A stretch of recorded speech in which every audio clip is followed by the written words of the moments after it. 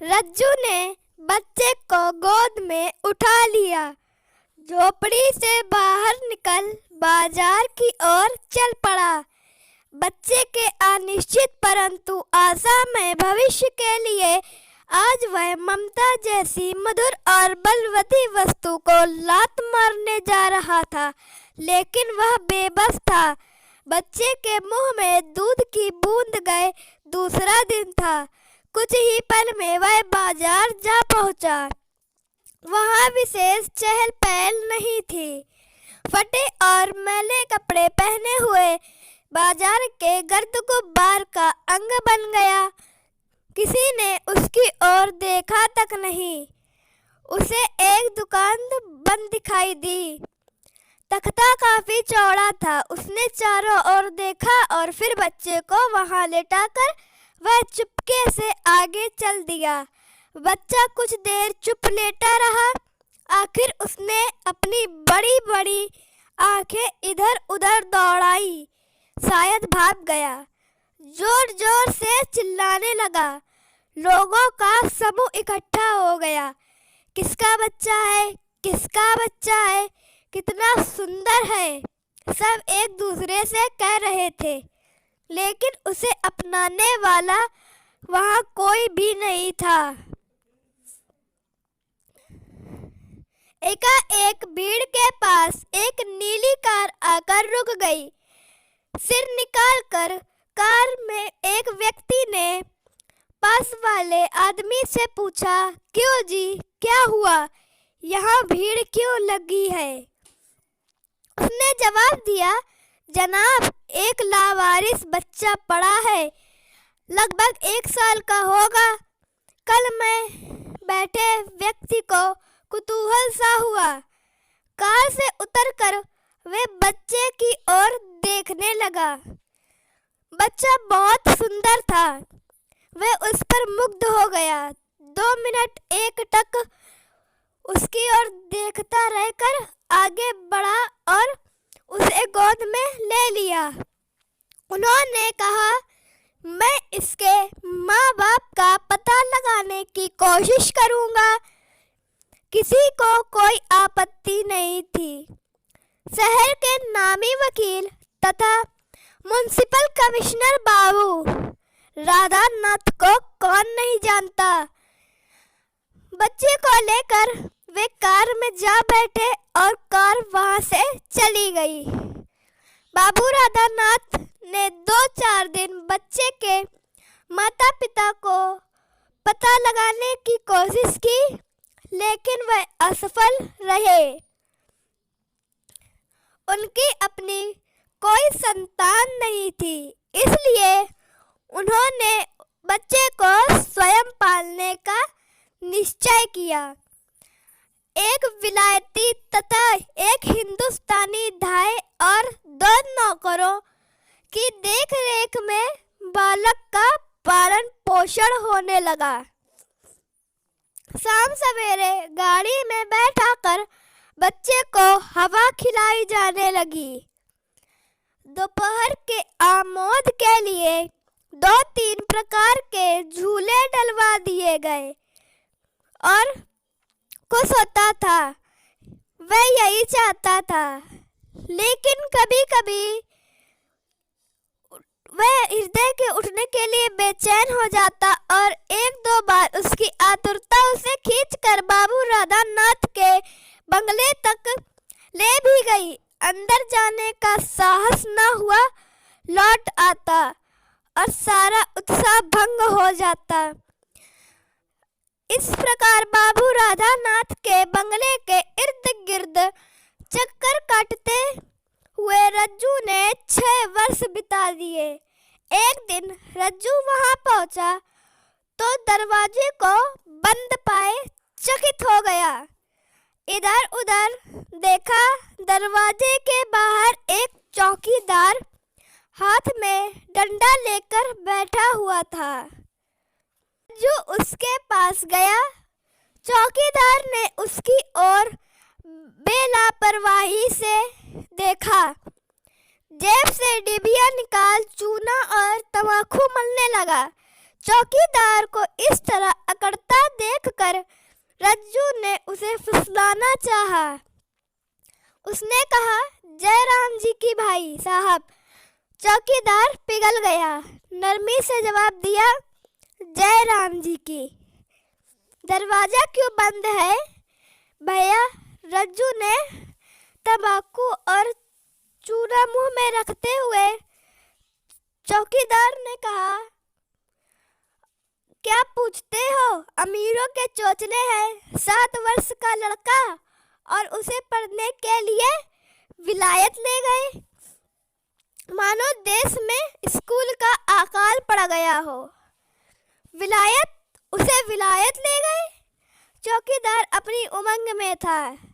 रज्जू की हैरानी की ओर उसका ध्यान नहीं गया। इतने में रज्जू संभल गया। चौकीदार अपनी ही हाके जा रहा था। रज्जू ने पूछा, अच्छा कौन कौन गया है? बाबू, बीबी जी और रत्नू। बाबू और बीवी जी तो जल्द ही लौट आएंगे, रत्नू वही पड़ेगा। थोड़ा रुककर उसने फिर कहा, भैया खुद का बच्चा होता तो ऐसे फेंकने ना जाते। रज्जू ने कुछ कहना चाहा, लेकिन चौकीदार के अंतिम वाक्य ने उसके हृदय में उथल पुथल मचा दी। उसका गला भर आया, पर शब्द बाहर ना निकल सके। एक चौकीदार की ओर एकटक देखता रहा, फिर अपने घर लौट पड़ा। रज्जू घर पर पहुंच कर बिना दिया जलाए ही रजाई में घुस गया। टूटी हुई छत से चंद्रमा की 1-2 किरणें उस अंधेरी झोपड़ी में प्रवेश करने का विफल प्रयास कर रही थी। रज्जू ने विचित्र मुस्कुराहट से उनकी ओर देखा और व्यग्र हो गया। उधर से मुंह मोड़कर रजाई में छिपा लिया। उसका मन अंधकार में हो, उसे अंधकार ही प्रिय होता है। उसकी एक छोटी सी किरण भी उसे बेचैन कर सकती है। रज्जू की आंखों के सामने उसके 2 लड़के मर गए।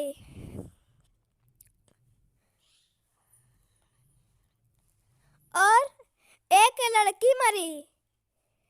3 वर्ष तक दुख तथा यंत्रणा सह चुकने के बाद पत्नी की भी लीला समाप्त हो गई। उसने भी बहुत दुख सहे। इधर कई दिनों से उसने एक बार भी पेट भरकर भोजन नहीं किया था, परंतु जो पीड़ा उसे अब हो रही थी, उसका अनुभव उसे आज तक कभी नहीं किया।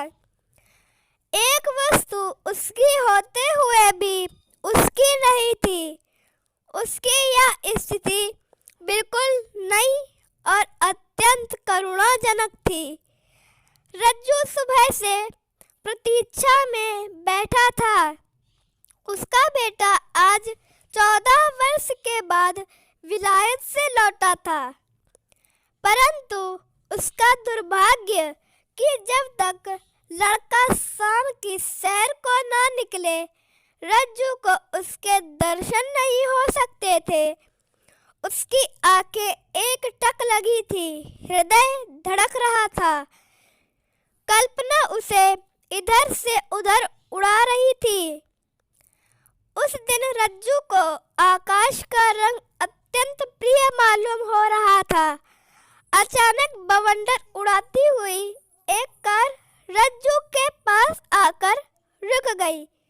रज्जू घबराया सा उठ खड़ा हुआ।